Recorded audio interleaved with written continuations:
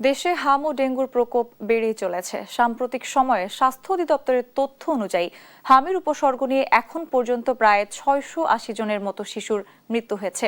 অন্যদিকে ডেঙ্গুর মৌসুম শুরু হওয়ার সাথে সাথে আক্রান্ত ও মৃতের সংখ্যা দ্রুত বাড়ছে। এ বিষয়ে আরো জানাতে বাংলাদেশ শিশু হাসপাতাল ও ইনস্টিটিউটে আছেন সহকর্মী তন্দ্রা তারণ্য। সরাসরি চলে যাচ্ছি সেখানে। তন্দ্রা, হাম ও ডেঙ্গুর সবশেষ পরিস্থিতি কি তথ্য রয়েছে আপনার কাছে, জানাবেন।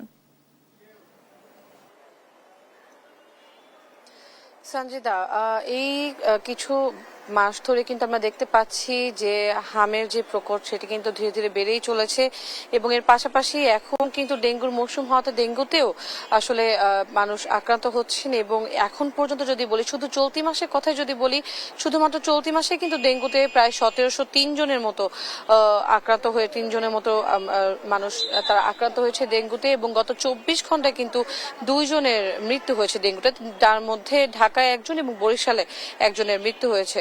এবং অন্যদিকে হামের পরিস্থিতি কিন্তু আমরা দেখতে পাচ্ছি যে বেশ কয়েক মাস ধরে কিন্তু হামের পরিস্থিতি খারাপের দিকে যাচ্ছে এবং এর কারণে কিন্তু আসলে প্রায় 500 বা 550-এরও বেশি শিশু কিন্তু এখন পর্যন্ত মারা গেছে। এবং শুধুমাত্র হাম এবং হামের উপসর্গ নিয়ে কিন্তু প্রায় 85,000-এর বেশি, অর্থাৎ 90,000-এর মতো কিন্তু এখন পর্যন্ত শিশুরা ভর্তি রয়েছে দেশের বিভিন্ন হাসপাতালে।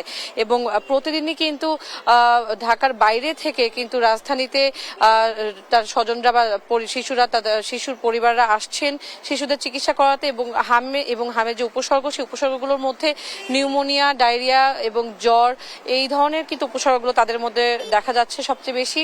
এবং এখন পর্যন্ত কিন্তু ডক্টররাও কিন্তু যেটি বলছেন যে আগের যে শিশু যারা ছিলেন, যারা একবার ইতোমধ্যে হামে আক্রান্ত হয়েছেন এবং পরবর্তীতে তারা সুস্থ হয়ে বাড়ি ফিরেছেন, তারাও কিন্তু আবারও আক্রান্ত হয়ে তারা কিন্তু হাসপাতালগুলোতে আবারও ভর্তি হচ্ছে।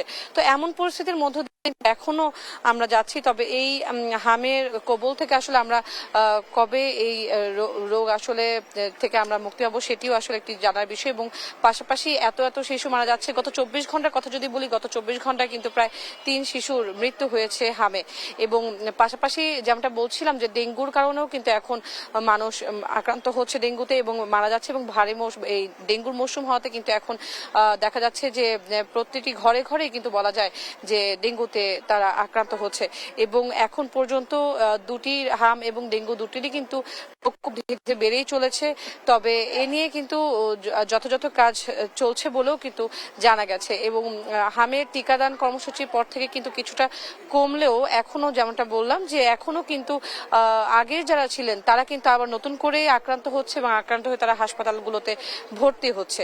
তো এই পরিস্থিতিতে আসলে যত দ্রুত সময়ের মধ্যে তত দ্রুত সময়ের মধ্যে সরকারের আরো বেশি যেন কার্যকলাপ থাকে বা কার্যক্রম থাকে, এই ব্যাপারগুলো নিয়ে আরো বেশি সরকার কাজ করে, সেই ব্যাপারটি কিন্তু বলছে সাধারণ মানুষ। এবং হামের, আমি এই মুহূর্তে যেখানে আছি বাংলাদেশ শিশু হাসপাতাল এবং ইনস্টিটিউট, এখানেও কিন্তু এখনো সেই পুরনো হামে যেসব শিশুরা ভর্তি ছিল তারা কিন্তু এখনো ভর্তি রয়েছে।